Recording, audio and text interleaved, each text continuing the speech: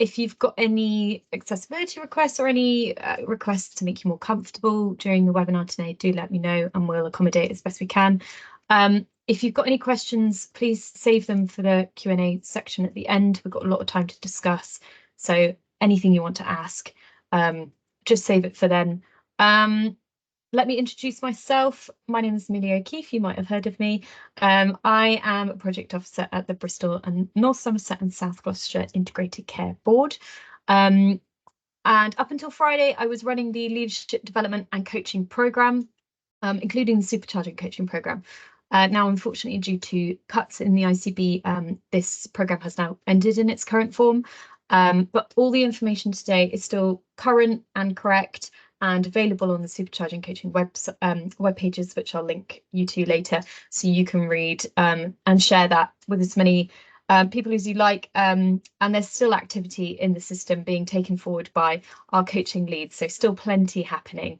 And let me introduce Simon, who is our point of contact for the apprenticeship provider BPP Education Group, and he'll be talking a bit about the Coaching Professional Apprenticeship programme today.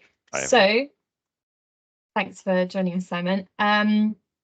So today I will speak a little bit at you about the process for when either you're interested in taking the coaching apprenticeship, or if somebody approaches you who's interested, because I know I've invited some apprenticeship leads, I've invited some coaching leads, but some of you are interested in doing the apprenticeship yourself.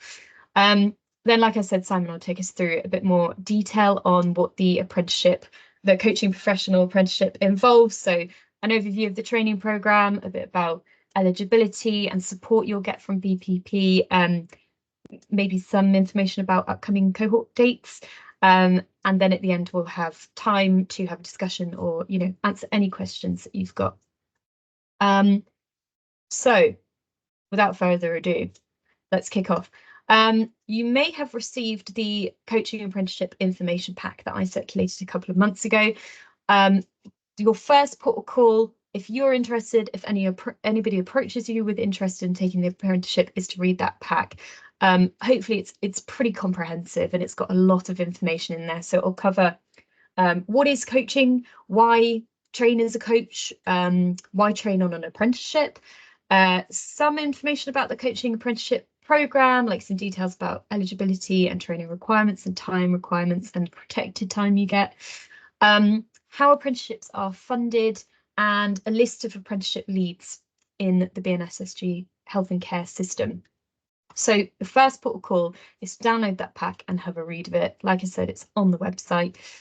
Then have a chat. If it's you that's interested, approach your organisation's apprenticeship lead. There's a list of them in the pack, if you've got one, or your coaching lead if you know them, or your manager, and have a chat whether this might be the avenue of professional development for you. Then if your organisation, so apprenticeships are a heavily subsidised training programme run by the government and delivered by our training providers like BPP. Large organisations pay an apprenticeship levy. There's a list of these levy paying organisations in the pack. If your organisation is smaller, it's probably not a levy paying organisation. However, we can support in our system. So we have a scheme called the levy sharing scheme. And if your organisation doesn't pay levy apprenticeship, then they can apply for some from the rest of the system. So you can either apply to the system to pay for the £5,000 or pay 5% of the cost. So all you need to do is complete the levy sharing application form. It's very straightforward, and send it to bnssg.learningacademy@nhs.net. These application forms are reviewed monthly by the Apprenticeships and Widening Engagement Group. So just be aware of the apprenticeship application dates. You might want to look, you know, a month or two ahead just to make sure you've got that form in before you apply.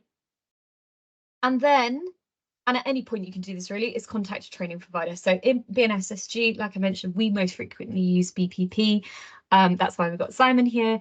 Simon's email address is there, SimonEaston@bpp.com, and he can give you plenty more information on the program. Check it's the right program for you, check your eligibility, support you with any aspects of the application that you might need. And I've included some links there that might be of interest or might be useful. They go into detail about the assessment requirements and the coaching practice requirements, things like that. Now, any future inquiries, so Simon's email address is there again. Because I'm working in a different role now, any future inquiries should go to the Learning Academy. So that's bnssg.learningacademy@nhs.net. But like I said, the Supercharging Coaching web pages have plenty of information, and they'll be kept up to date. This recording will go on there. The information pack is on there, and this process that I've just gone through is also on there if you need a refresher. So that's all from me. I will hand over to Simon now to talk about the program, and yeah, then we'll have the Q&A session at the end. Fantastic. Thank you so much, Millie, and thank you, everyone. Thank you for your introduction. That was really interesting, and I'm hoping this can go from strength to strength. Thank you all for your time. Lovely to meet you all, and I appreciate how busy you all are. So to have so many people on the call and watching the recording, really grateful for that, and hopefully make it worth your while. I'm going to share my screen, and as Millie says, I'm going to whistle stop tour of the program itself and make sure that if you do have any questions, Millie's asked if you could ask them at the end. That would be great.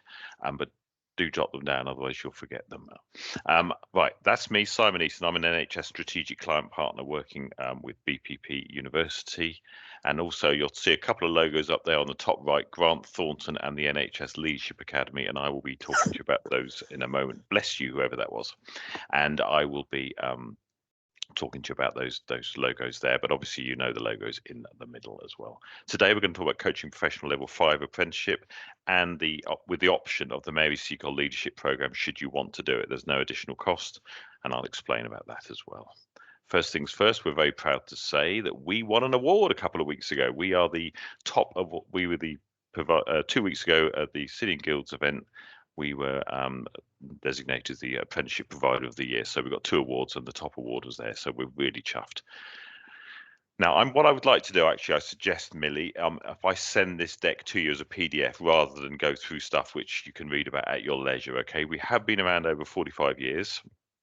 And you see there on the right-hand side, there's a circle that outlines all of the various areas that we can provide programs in, and of the various learning levels in the inner circle as well. Okay, leadership and management is where coaching and other leadership programs come in. We provide development opportunities for a huge raft of employers who I'm sure you recognise there, especially this little blue logo down here at the bottom. We have been working with the NHS now for many years on the School of Nursing side, where you might know us from, but we're also now really working on the professional apprenticeship side as well. We're working with over 140 trusts around the country. And just a small team. There's only 4 of us, but we're working. I work with about 80 or 90 trusts at the moment. So it's kind of very exciting world to live in. We also work at the Leadership Academy. As I said, we have been for about 3 years. And when you get the deck, you can have a read of this. Basically, we're able to offer you the Edward Jenner with some of our programs, but also the Mary Seacole at no cost. Normally, I think it costs over £1,000 now. Plus, it's actually quite difficult to get onto. So with the Coaching Professional, you have the option to commence that at Gateway, and I'll explain what Gateway is later, but it's not in parallel. It's towards the end of the program. You get the chance to do Mary Seacole should you want to. Okay, and my suggestion to everyone is always opt in. You can always opt out later. No cost, no charge, no foul. If you change your mind, you can absolutely opt in and then change your mind later. Okay, but it's a really valuable program which I'm sure you're familiar with. Quick chart there which shows you some of the programs that we're offering alongside the Leadership Academy programs. The top one you'll see there in the green, level 5 coaching. You get the option to get EMCC accredited once you've completed the program. So you get the level 5 Coaching Professional Apprenticeship, you get EMCC accreditation, and you get the option, if you opt in, the Mary Seacole Leadership Academy Award in Healthcare Leadership. So it's a great opportunity to get some skills. Now, I don't want to dwell too much on this. As Millie said, it's in the pack about what an apprenticeship actually is. But for you guys at the bottom yellowy orange box there, really is fabulous opportunity to develop on the job skills and enhance your career, but also the value, I think, of the coaching is actually what the ripple effect of how you can impact other people's lives. And I think that's something which isn't shown on that slide, but I think that's something we should all recognize as being hugely valuable. So the Coaching Professional Level 5, we've created this program with an organization called Grant Thornton. You might be familiar with them. They've got over 1,000 apprentices themselves. They're in the top 10, I think now, 100 UK apprenticeship employers. But most importantly is they are phenomenally experienced in coaching. So they've helped us provide some of the content. We deliver the whole program, but they've helped us develop some of the content in great partnership we have with them. And they were actually a chair of the Coaching Professional Trailblazing Group. Every apprenticeship standard has what they call a trailblazer group, where a bunch of organizations get together and decide what knowledge, skills, and behaviors should be incorporated at each level. So they were, Grant Thornton actually chaired the coaching group. And you'll see over there on the right, they've got some great credentials with the EMCC as well, and really valuable partner. We're really proud of that relationship. So the program itself, don't want to dwell on this because I actually think Millie's document says it better than mine. And in that sense, I do have a read of it, talking about the value of coaching and why it's so important to everyone. And it's also a phenomenally rewarding career direction for you. I'm presuming that's why most of you are interested here. I think it's a great opportunity as a manager, but also as a proper coach, helping people optimize their situations and get the best out of their lives. I think is wonderful. You see on the right there, Trailblazer employers I've included. NHS is right at the top. These are the organisations that created the original standard. The reason I show that is because I think it's valuable to know coaching is not just specific to the NHS. It's multi-denominational, for want of a better word. It's cross-sector, and you can see there public sector, financial, higher ed, retail, all covered within that Trailblazer group. So you are learning best practice for coaching, okay, which I think is really valuable for you to know. Who's it for? It's for all of you. It's for anyone who wants to start your coaching journey. Okay, you could be a leader, a people manager, but also someone, as in your area, there's a great need for coaches. There's a coaching hub, a great opportunity for you to link up with coachees, as they're called, that need support and help and guidance. And I think it's a really, as I said, I think it's a phenomenally valuable skill set to develop just as a manager, but also when you're formalizing that and becoming a more professional coach. And I'll talk to you a bit about the qualifications you can pick up later as well. The NHS is a strange beast in that some of these job titles do not exist within the NHS, and you have job titles which don't exist on this chart. Don't panic too much about that. It's the key criteria is that you've got to have maths and English GCSE or equivalent. And if you haven't got that, we've got a functional skills team that can potentially support you to get those level 2 qualifications, and they will just support you to make sure you've got that. Most trusts I speak to normally prefer, they do it on a case-by-case basis, but they normally prefer you to have the functional skills sorted before you start the program, just because it's yet another thing to add to the mix. But I think that's on a case-by-case basis, and Millie might want to touch on that towards the end as well later. So also, you've got to have the opportunity to coach 5 people, minimum of 5, okay, over the 12-month learning period for a minimum of 50 hours. You might think, well, that's actually in an hour a week. I think I can do that, but it does add up, and you tend to do less at the beginning while you're developing the skills. So it's something to factor in to what you're doing. The beauty of the NHS, though, these cohorts, the one you'll be on, will just be with the NHS. So the beauty there is lots of benefits. You develop your network across the whole of the NHS. You might have people on there from Liverpool, Newcastle, Bournemouth, where I'm from, plus your own area as well. And you'll have an opportunity to network, share best practice. There's no one hiding information when it's an NHS cohort, because you all have the same goal in mind and you're not in competition with each other. So that's fabulous. But also another benefit is if you're struggling to find coachees, there might be someone sitting next to me in the office I don't want to coach because they're too close to me, and you might have someone sitting next to you.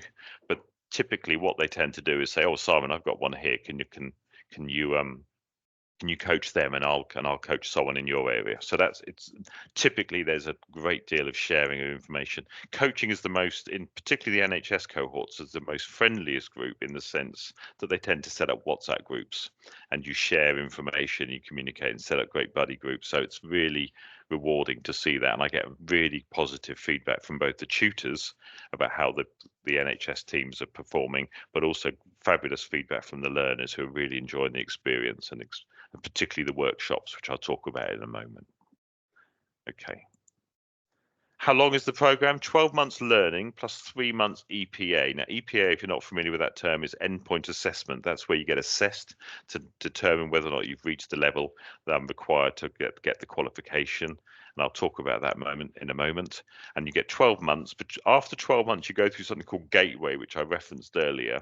That's where you sit down with your line manager and a coach, because this program I haven't mentioned is you have a coach every 6 weeks. And every 6 weeks they'll meet up with you, and the first thing they'll always do is say how are you doing, and make sure you're comfortable and happy and healthy. And then they'll start talking to you about the program, any areas you're struggling on, any areas of guidance they can provide for you, and things like that. So a Gateway, after 12 months of learning, assuming you've tracked all your hours properly, you've done, your coaching hours is all unloaded as well, and making sure your portfolio of evidence, which I'll talk about in a moment, is also complete. You, your line manager, and your coach can agree that it's time to go through Gateway into endpoint assessment, where you get assessed over a 3-month period. As you can see there, the study mode, everything is delivered online, so you don't have to travel anywhere. There's no inconvenience and time wasted. The NHS colleagues I speak to love that feature because you're all time poor, you're rushed off your feet, and this is a great opportunity to get some online training without needing to travel anywhere, basically. Oh, and incidentally, your coaching doesn't have to be in person. You can do that online as well, and most people do. They set up a team call or a Zooms call or something, and they then coach whoever they're coaching on a one-to-one session. Okay. As I said, at the end, you get the level 5 Coaching Professional Apprenticeship, and you get the option of doing the Mary CCOT. I would opt in, as I say. If you change your mind, even after you've started it, you opt out. Not a problem. No one's going to say anything derogatory. You'll absolutely have the option to do that, and we recognize how busy you are. So if you do opt in and you decide to change your mind, not a problem. And at the end, as I said, you get the option to apply. At the end, you can apply for accreditation with the EMCC or one of the other bodies you see there. EMCC, I believe, is the most credible one, but also a round of applause for BPP. We've actually negotiated a discount for you, so you can be a member for 3 years for 70 or 80 euros, I think it is, depending on the exchange rate. So we've negotiated a discount of about 75%. Well, I don't know how we did that. I've never quite got to the bottom of that, but that's what we've done. So you can become you can go to EMCC with your portfolio and your coaching professional apprenticeship, and your 80 euros, you become a fully qualified EMCC accredited coach, which I think is absolutely brilliant. Okay. Now, I want to talk to you now, and I know I'm rattling through this because I'm very conscious of time. I'm going to show you a diagram, which is probably the one you're most interested in. This diagram outlines the modular approach of the program. Okay, it's over a 12-month learning period. You'll see on the screen there, you've got 4 boxes, modules 1, 2, 3, and 4 in sequence. And you start at the top, principles of coaching. Now, prior to that, when you come on program, there's also an induction and a welcome call. So the induction is where all the people in your cohort will get on a call, and your trainers and your coaches, who incidentally are fully qualified coaches and have coached in industry themselves. So they are fully conversant with all the trials and tribulations of what it is you're doing. They've got war stories, and they've got a huge amount of experience as well. Okay. So at the beginning of the program, have the induction. They tell you all about the things that I'm telling you now, so you don't need to panic. They tell you all about the program, where to go to, where it's all online, how to upload your assignments, and all the rest of it. And you have a welcome call with your one-on-one coach, the one you will be meeting every 6 weeks. They'll welcome you to the program and tell you all about scheduling the calls regularly. The 6 weekly calls, incidentally, are at your convenience as well. You and your coach will agree a time, so you're not being forced to turn up for something at an inconvenient time for you. So after the induction, you then kick off with the principles of coaching, and that's to make sure everyone's on the same page in terms of what is coaching. Now, Millie's document really outlines it well, I think, in terms of, so when you get a chance, if you haven't done so, do have a read of that, because it outlines the difference between coaching and mentoring, if you like, and how it's non-directive in the main and helping people find their own paths. So it's really important in principles of coaching to make sure everyone understands what coaching actually is. So you're not telling people what to do. You're just a resource that enables them to find their own way with the ways, the techniques and skills you're developing to enable people to get the best out of themselves. But also, I think it's powerful because you're enabling people to be resourceful and self-reliant. If you're always telling someone what to do, they become very used to that sort of mode, whereas really you want to help people find their own solutions. So all you're doing is asking them questions in the main and helping them find a path to what's most effective for them. So principles of coaching is all about helping people understand what coaching really is. And there's a big chunk of time spent on the GROW model, GROW. Now, this was created by Sir John Whitmore, and I believe he passed away last year or the year before, but it's the foundation of an awful lot of coaching. It's all about goals, reality, outcomes, and willingness. So essentially, where are we trying to get to and where are we today? And what's the journey and what's the path that I can start to see to get me to where I need to get to. So it's a brilliant foundational methodology, if you like, for understanding what coaching really is. And then you see there the dotted around are these orange circles with the letter C, and that's just to remind you that you'll be starting your discussions with coachees, starting to track your coaching discussions with them as well. You also get asked to create a portfolio of evidence, and that's where you start. Imagine you're given, in the old days, you'd have a brown folder and you put bits of paper into it to fill, and that's it's a digital portfolio, but it's the same concept of you putting in every coaching discussion you have, all of the interviews and discussions, what you've learned on each module, the assignments you've completed on those modules, and you'll be told how to complete this and how best to optimize your time when you're creating that, so you don't do double work. But it's also really about you making sure at the end of the program, you can take that portfolio of evidence to your endpoint assessment, and they'll give you an interview on that, and there'll be a nice full binder, if you like, full of information. But the orange C's are just to remind us that throughout the program, you're not just doing it the 4 times, obviously, it's just to remind you that as you see this looping arrow here, as it goes around between the modules, that's to indicate to you that you're going to be coaching people as you go. Now, the W's, there are 3 of those. Those are workshops, and those are, I've been reliably informed, the highlight of the whole program, because this is a chance for you over a 2-day period to really experience, have 3 experiences, if you like. Yes, there's some training on the workshops, absolutely, but there's also an opportunity for you to be a coach with people observing in a very friendly, fun environment. Other people observe you and give you feedback. So you get a chance to, as I always say, you get a chance to sit on 3 stools. You get to be a coach, a coachee, and an observer.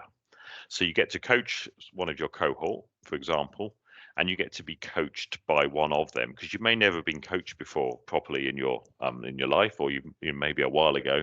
And this is a great chance to help you understand, oh, am I feeling intimidated? Am I feeling threatened? What's working well? How are the non-verbal cues working? And so you get a chance to see what the people you're coaching are going to experience as well, which is really useful.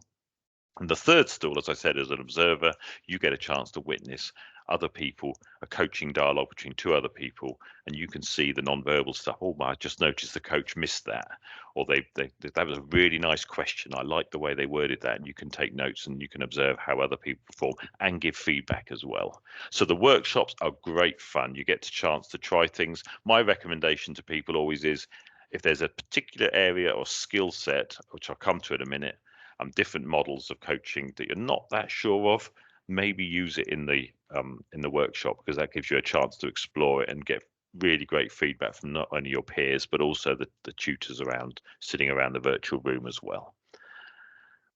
Then you start to build your coaching toolkit. I like to think of module 1, you come in with a toolbox which has got all your current sets of skills and your communication skills and your coaching skills and the various things you developed ad hoc, if you like, over time, and on any other training courses you've been on. And then what we start to do then is, as you go round the circle, you start to develop other tools, which then get put in your toolbox. Your coaching toolkit is developed quite substantially before you get to the end of the program. So the second module is called Building Your Coaching Toolkit, and it talks about some of the more, if you like, operational aspects of contracting. You know, when you contract for success, how to build relationship and rapport building skills. You already have those, but this is going to tell you some other skills and help you build on those substantially more as well. And then a bit about emotional and social intelligence and the value of that and how important it is when you're coaching. Non-directive challenging, as I said earlier, you're not directing people.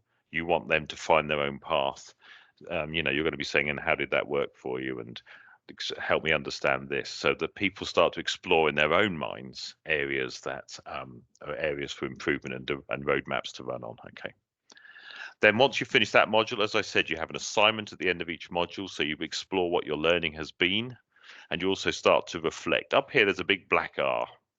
And that says reflection and evaluation, ready for EPA. I would suggest you're reflecting at the end of every module, because it's one of those programs, coaching, where you start to ask questions, build rapport in new ways, and it's very difficult to remember how you used to do it. So I think it's really powerful to keep track of your growth and your development. Plus, it's really positive for you to feel and see in writing the growth that you've experienced whilst you've been on the program.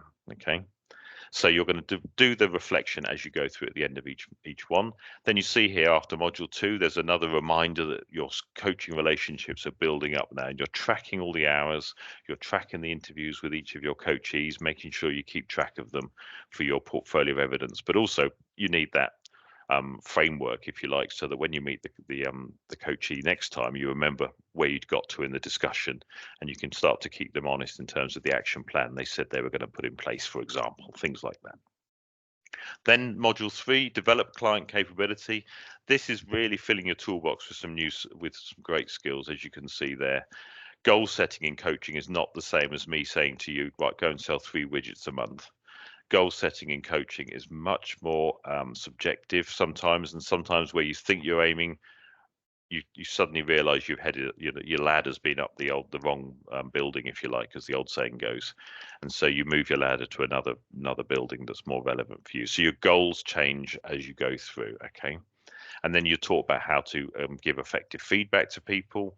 And then you're touched on more coaching models, as you see there: coactive coaching, solutions focused, which I think is the really powerful coaching tool.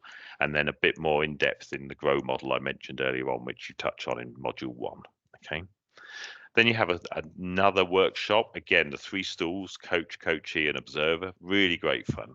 And now you've got other tools to use. So if you're not sure of the solutions focused coaching model, use it in the workshop, because then you've got trainers and you've got observers from all your cohort. They can give you great feedback and you can learn from each other. Okay. And then finally, your coaching philosophy. You can see there you talk about NLP, Gestalt, cognitive behavioral coaching, obviously based on CBT, and Nancy Klein's thinking environment there as well. And Steve Johnston, who helped create the program with Grant Thornton, calls that creative coaching. You can now start to be creative because you've got lots of tools in your toolbox. When you, I don't like saying it, but I have to, when you've only got a hammer, everything looks like a nail.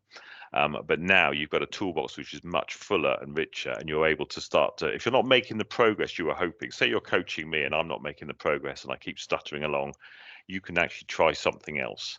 And initially it might be a bit, clunky, but over time you'll be switching between them and you'll be mixing and matching, and you'll be very creative in terms of the style of the way you create effective difference with the people you're coaching. Okay, so that's what the creative coaching piece there is all about. And evaluation and return on investment is helping you. Again, it's back to the goal setting, making sure that the people are making good use of the time. And say you're going to see someone every week, are they actually making the progress you wanted? And again, coming back to the creative coaching, you can then say, let's be a bit creative. Let me use a different style here. Let me stop dwelling on the past. Let's look at solutions. Let's see an ideal situation and start to track towards that. I'm going to use a different philosophy on this one. Okay. Then you have a third workshop. Yet again, there's more training and tutoring for sure on that. You get the 3 opportunities to be a coach, coachee and observer, and they also touch on the endpoint assessment, which I'm going to come to on the next slide. And you see the black R there at the top with the arrow. That again is just to remind you that you've throughout the program you've been reflecting, you've been putting into your portfolio reflections, and after each module you'll be putting down some learning that you've learned. For example, you might say, I love coactive coaching and this is why I've had some great success with it, I'm going to use it again. Reflections like that show how you've been incorporating the new skills in the way you operate. Okay, so that's the structure of the program. 4 modules, as I said, and you do have an assignment at the end of each one, but you also will experience huge amounts of growth and development. There'll be some areas which you're very comfortable with already, but there'll be other things where you're thinking, wow, I wish I'd known that 12 months ago, 24 months ago. You know, there's some really great skill sets you're going to develop here. Then you get to the endpoint assessment. I should go back a slide actually. Where this black arrow is again, just to remind you, gateway. So you'll be having meetings every 6 weeks with your coach, and they'll be checking that you're happy and you're developing well. And your line manager is invited to as many of those as they can attend as well, to keep them up to speed on what's happening. When you get to the top of this is the 12-month learning period, and then you have gateway at the top of this black arrow, where your line manager and your coach will get in a room and agree, yeah, we think that's okay. You know, this learner, this individual is ready to go forward. If you don't feel comfortable, you hold your hand up and say, can you give me a little bit more time? If your coach thinks your portfolio is a little bit light, or you haven't been tracking your hours properly, you've got to do 6 hours a week on this program, you've got to make sure that you've been tracking that to get to be successful at the endpoint assessment. Okay, so once you've passed gateway, you then have the endpoint assessment. It's a 3-fold one, but absolutely nothing to be afraid of because you've done a lot of it already. You'll see there number 3 is a portfolio-based interview. Okay, so you've got your portfolio, which you know inside out because you've created it over the last 12 months. So if I start talking to you about your portfolio, for example, as the endpoint assessing organization, not a problem because you know it inside out, and you've got great stories about some of the great successes you've had with your coachees, and that's really going to add some color to your portfolio and demonstrate the excitement that you had and also how you've grown as a coach. Okay, but there's also the observation piece. People don't feel worried about this at all because they've been doing it on the workshops. You know, you've done it at 3 different workshops, you've done it multiple times. Oh, and by the way, if there's any area you're not sure of, you can practice with your coach every 6 weeks. You can drive that discussion with your coach and say, do you mind if I try something out on a call with you this week? Okay, so the observation, 2 1-hour sessions. You pick 2 of your coachees that you've been working with recently and just say, do you mind, there's going to be people with their cameras off listening just to assess me for my coaching capability. And invariably that you'll be able to find one of your coachees, 2 of your coachees, which are more than happy for that to go ahead. At the end, after 45 minutes, the discussion ends, and then there's 15 minutes of questions purely about the observation that they've seen on that in that discussion. And there is a 90-minute multiple choice test, which I think is actually the hardest bit from what I can hear, where they give you a knowledge test on some of the things you've been taught on the program. There's a couple of case studies in there where you read the case study, then you ask multiple choice questions relating to that case study, like which technique or model do you think would be most effective in this situation and why? And then there's multiple choice questions. And then on successful completion, as you see there on the right-hand side, and as I've already mentioned, you can go to one of those bodies. EMCC is the one I think most go to anyway, and then say, here's my portfolio. I've got my level 5 coaching professional qualification, and I've done the Mary Seacole, but that's by the by. And I'd like to be EMCC certified as well. And that's where you get to put the letters after your name and on your LinkedIn profile and so on. And you put it on the bottom of your email signature, which I think demonstrates an awful lot. So if I'm looking for a coach, I want someone who's accredited and has been through a long program like this, where you've really put into practice some fantastic skills. You know, you haven't just read a coaching book and said, right, and let yourself out onto the world. You've been trained effectively, and you've been observed by tutors as well, and they've given you great feedback, and you've had 6 weekly meetings, and you've become a coach. From where you are today, from where you'll be in 12, 15 months time, is a huge journey. Okay. Now, I'm very conscious of time, and I know you can find this later, but there is the Mary Seacole Leadership Program. It's essentially not surprisingly, all about improving patient experience and patient care. And you can read about this later at your leisure. And it comes with the program. We've got the license for it. You don't pay for it at all. Normally pay over £1,000. Do not panic. Don't not do it because you're worried about £1,000, because we cover that for you. Okay, so I would say do it. And it's divided into 12 modules, 8 in a sequence, as you see there, all about leading teams and motivating people, getting the best out of those people. And at the same time, you've come into this discussion as a coach. You become a much better leader when you know how to coach people. So we've put this at Gateway. It used to run in parallel with the program. We decided it's better if you put it at Gateway. Why? Because you're now in a position where you're a qualified coach, or almost qualified. You can be a much better team leader, manager, coach with your people that you work with. So it's a really great program. And at the end of it, there is an assessment steps, a few steps you have to take, and you come out with the Leadership Academy Award in Healthcare Leadership. My understanding, and I look from a lot of NHS colleagues, is this is one of those ticks in the box you need for a promotional opportunity and things like that. Okay, so just to remind you how it's delivered, and I'll talk about the dates. Everything is delivered online. We have a fabulous virtual learning environment called the Hub, BPP Hub, and it's available 24/7. If you can go to the live sessions, every week you're going to have a 2-hour webinar, for example. Go to those live if you can, but don't panic if you miss them. They're all recorded and they're available. So if you commute in to work, I suspect where most of you live, there is not an underground train network, but if you get the train or the bus, you can look at your mobile phone and revisit anything you want to revisit, or attend sessions that you've missed. Okay. By the way, I can see which ones you go to live and which ones you go to on recording. And I'm not here to check up on you. I'm just here to make sure that we support you as best we can if you start to fall behind. Okay. And that's where your coach comes in as well. So that's that. We talk a lot about development time and the 6 hours a week. One thing I do want to touch on that is, yes, you have to spend a couple of hours a week attending sessions, learning and things, and you have every 6 weeks a session with a coach. But there's an awful lot of things you're doing which come under that 6 hour can be included within that, and your coach and your tutors will help you understand what it is you're doing in your day job. I've got people that coach people all the time, and there's barely any difference to their normal routine because it all falls under the development time, as they call it. Some people call it off the job training. I don't like that phrase because I think it's training on the job, and you're learning and developing your skills all the time while you go. So you can see there some of the things that can be included, and you'll get that opportunity to revisit. Conscious of time, functional skills, I mentioned that earlier. If you can't find your Maths and English GCSE, we've got a team that can support you on that, so don't worry, and I can help you access them if you need me to. Application process and just the next start date.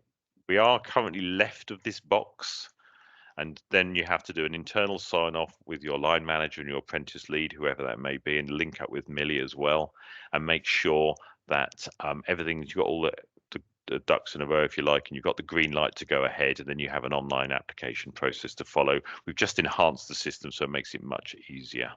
And as you see up the top there, the next start date is the 27th of August. So you've got the application deadline is the 16th of July. So you've got a fair amount of time to contact me if you've got any other questions, to discuss it with your line manager and your apprentice lead and your business. Make sure your part of the organization is able to deliver, enabling you to go on the program. Okay. So that's me. I think I've just about met my time budget. There's my email address again, SimonEaston@bpp.com. If there's any questions, do ask them in the Q&A, which I think is now. Am I right, Millie? Yeah. Fantastic. So if anyone got any questions at all who's on the live session. Do you mind if I kick off with a couple of questions? Go for it. Absolutely. Thanks, Millie. So just to clarify, so the apprenticeship is for everybody, not just people working in the NHS, so any non-NHS providers, all of our council colleagues as well, everybody in social care. My question is, so Simon, you're the NHS link. Do you also support staff working in, for example, social care or non-NHS organisations? Absolutely. You do. Anyone through the ICB, you'll go through me, and that rhymes because I'm a poet and I don't know it. But yeah, go to me, and I will absolutely link up with you. I work with a lot of councils as well, and as you've rightly said, Millie, thank you for highlighting that. This is not just for NHS colleagues; it's for health and care. Anyone really that's interested. You make a decision on the Mary Seacole. If your role sort of on the periphery, if you like, of that sort of domain, you might feel it's not something you'd want to do. But then again, you need to be a leader in every industry. So I still think it might be valuable. It's up to you, really. And is the Mary Seacole, so I know that's run by the NHS Leadership Academy, is that accessible to non-NHS staff? It is if you go through us, yes, not a problem. Yeah.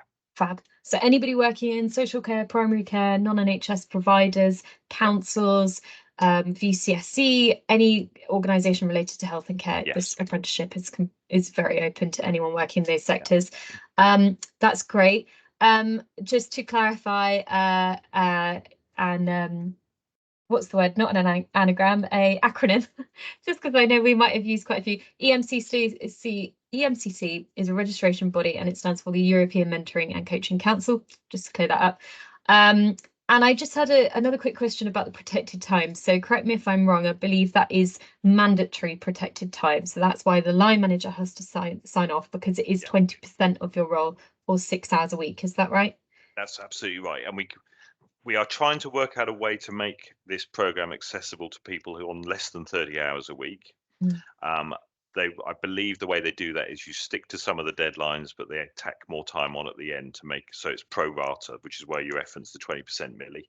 If you're working 30 hours or more, then you just got to do 6 hours, because they changed the rules a year or so ago. But that is time that you need to earmark. You need to put it in your portfolio of evidence to prove at the end of the program that you've been investing this time and energy. So yes, that's why the first step is to talk to your line manager and make sure that they are understanding what this means.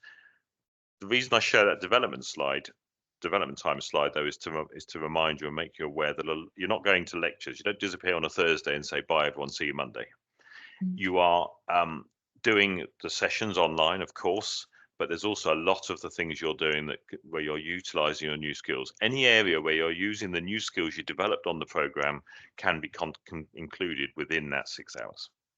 So if you're coaching or mentoring someone and you start to communicate with the skills you're developing, or you've started to use a new model that you've just learned, this is a great chance for you to include that in your portfolio. And your coach and your tutors on the induction, they'll make it very clear to you what you can and can't include. And if you're uncertain, there's forums, there's online in the hub there's Q&A, and there'll be your peer group as well. And you can all talk to each other and see what is and isn't permitted as that 6 hour piece. Thanks, because that is one of the biggest barriers, especially in the health and care industry, is time. But to know that is quite, thoroughly protected time that the you as BPP would check in on as well, to make sure that time is being allowed in a role. That's great. Those are all the questions from me. Anybody would, if you want to ask any questions, either unmute or raise your hand, please fire away. Claire. Hi, Simon. Really professional, fluent, inspiring description of the apprenticeship, which one of our staff is about to complete and has really enjoyed. Oh, wonderful. Good to know. So thank you. We have you probably know this already, we've got our own internal functional skills team.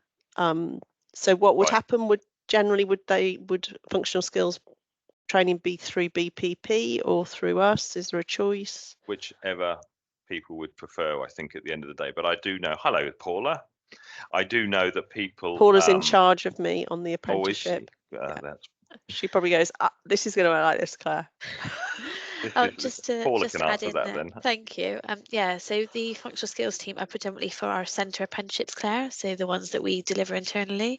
There's a couple of spots for those that are on this apprenticeship, but generally the provider we use supports the functional skills for our external provision, if that makes sense. She's all over, isn't she? Absolutely. And then the second was a lobby, slightly off-piste, that there's 2 apprenticeships that we're really short of in the coaching industry currently. One is an apprenticeship standard around health coaching, and the second is an apprenticeship standard around coaching supervision. Coaching supervision, I think, is one that has been looked at. The health coaching isn't. I'm always surprised by the fact that we always talk about NHS and health and care and the the fact that it's the largest employer. It's not one employer, but it's the largest employer in the UK. And yet it's very difficult to get NHS and health and care specific programs, which, outside of the nursing ones that we deliver to a number of organisations.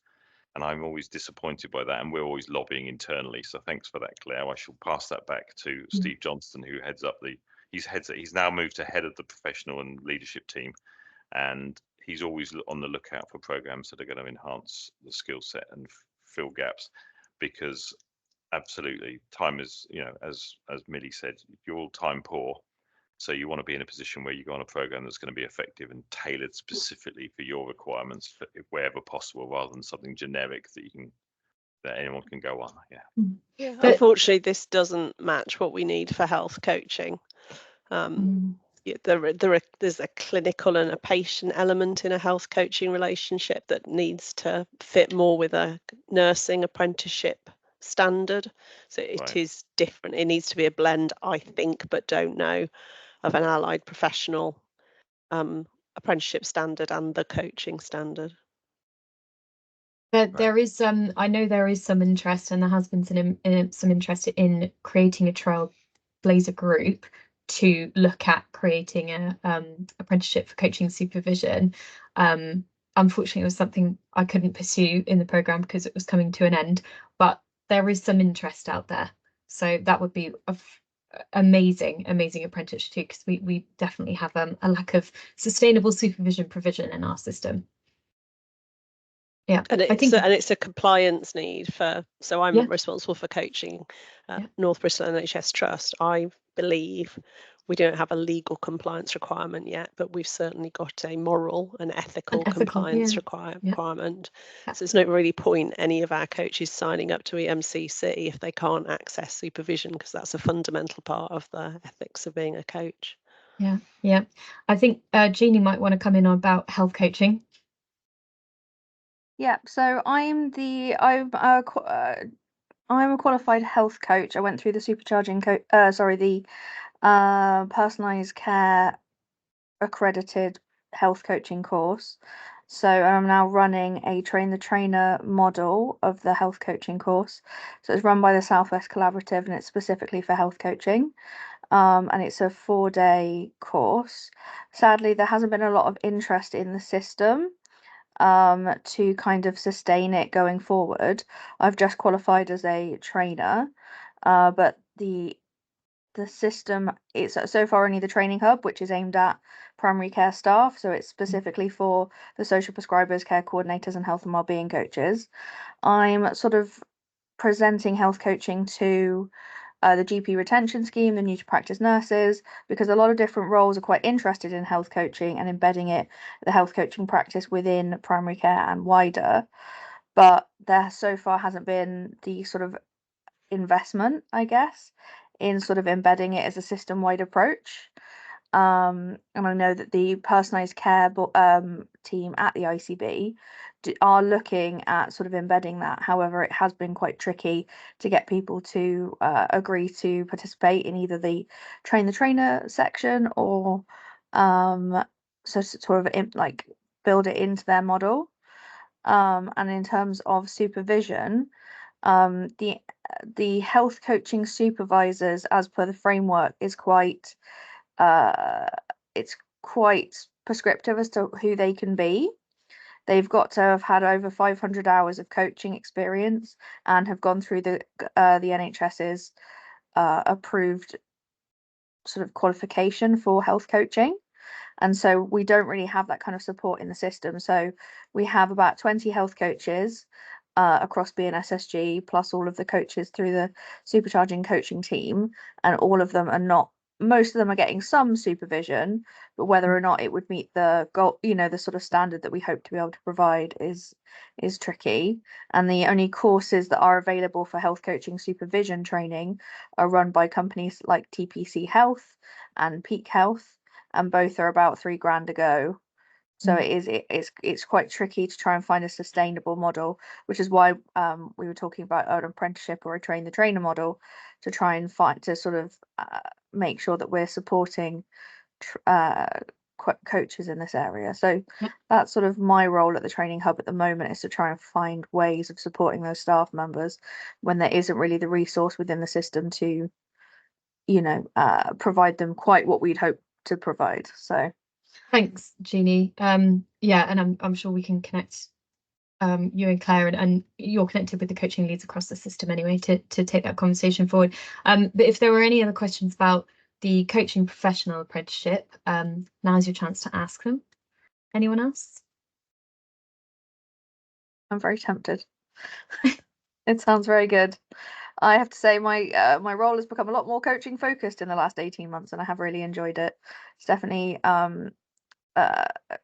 yeah, definitely something I would be very interested in, although I'm not sure quite with the nature of fixed term contracts that in project work that it would necessarily be something that's suitable for me.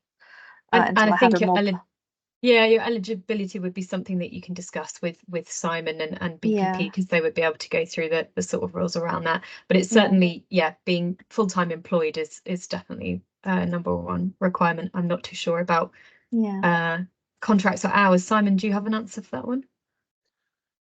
As I said, 30 plus is the norm from an hours perspective, although we're trying to do it for people down to the sort of 23, 24 hours a week. From fixed term contracts perspective, your contract has to run until at least the end of the program in order for you to be eligible, essentially. That's my understanding, but it's a case by case basis as well, Jeannie. So I mean, my contract does run for another year, but it's more the fact that the investment then in my time being spent to do this, then I would almost be qualified and then sort of released into the wild, because there wouldn't be necessarily a role for me to fulfill to do my coaching in. It would definitely, if the training hubs are all having their contracts looked at this year, and so it might be something if I had a bit more time, you know, within the role to commit to. But it does sound very interested. I'm very tempted. So it looks like a great program. Well, don't hesitate to contact me, Jeannie. Yeah, absolutely. To know any more information. Yeah, thank you. Ian, you've got your hand up. Thanks. Yeah, that's really interesting. I'm really keen to apply for a place. I suppose my question is about which I also need to discuss with my line manager after attending this session. But it's I guess I can see lots of ways that coaching skills could be used in my current role, but they may be pushing it a bit in order to free up my time. So I'd see this more as a kind of developmental opportunity, developing my skills, than direct relationship to my current role. And I just wonder how that would sit, really. I think, Ian, that's like you said, it's conversation between you and your line manager. But my recommendation would always be that you would build being a coach into your role. So it would be supporting other staff internally at the Integrated Care Board or across the health and social care system. So it would be sort of an additional role as well. I would also say that it will directly affect how you work in your role, because you'll be learning so many skills, some leadership skills, some, you know, the skills that you pick up from coaching will affect how you work with others, which is always such a boost to your professional development. Like you said, it might not directly impact what you are working on, but it will develop you as a professional. Yes, and in the way that I work. So yes, exactly. I think they're really good arguments, but I just need well, Ian, if you have a look at the information pack, I've got a whole section there on why coaching. So why you know, we're focused on a coaching culture in BNSSG, but also why should you train as a coach, the benefits to you, the benefits to your organization. So and there's a bit about diversity in coaching there as well. So if you have a read of that and maybe show it to your line manager and go through those points together, it might help form your argument. Yeah, thanks. Thank you. Any other questions before we wrap up? No? Okay, fab. Any final comments from you, Simon? No, thank you very much for the opportunity. Thank you all for your time. And my email is SimonEaston@bpp.com. And Claire has another question. Oh, Simon, it was just to say I'm on the Trailblazer for the for the review of the coaching apprenticeship. So BPP are specifically amongst other providers being asked, but if there's anything you want me to, that'd be useful for me to feed through from your perspective, or anyone else on this call, and ways of improving the current apprenticeship, give me a shout. I'm happy to feed it through. Super stuff. Thank you very much, Claire, for that. Yeah, the apprenticeships are held to a high standard, aren't they, and reviewed very regularly to make sure that there's still the right content to be delivering. Yes, for sure. Thanks for that, Claire. I was just going to finish off there, Millie, by saying I can create a PDF of this deck and send it. Would I send it to you for distribution to people? Yeah, please send it to me. So yeah, after the session, you'll receive an email. There'll be a link to the Supercharging Coaching web pages where you can find all the information we've gone through today. Simon's slides, my slides, our contact details going forward. So you won't be contacting me directly. It will be the bnssg.learningacademy at nhs.net email. And I will also be uploading, like I said, this recording to YouTube so people can watch this from the Supercharging Coaching web pages. So please do share when that's available with all your contacts, anybody who's interested and wants to learn more. But that's everything from me today. You've got a couple of minutes left in your day, but yeah, I'll send our contact details around, so if you've got any further questions, get in touch. Bye, everyone. Thank you very much for your time. Okay. Thank you, Millie. Thanks for coming. Thanks, everyone. Bye. Bye.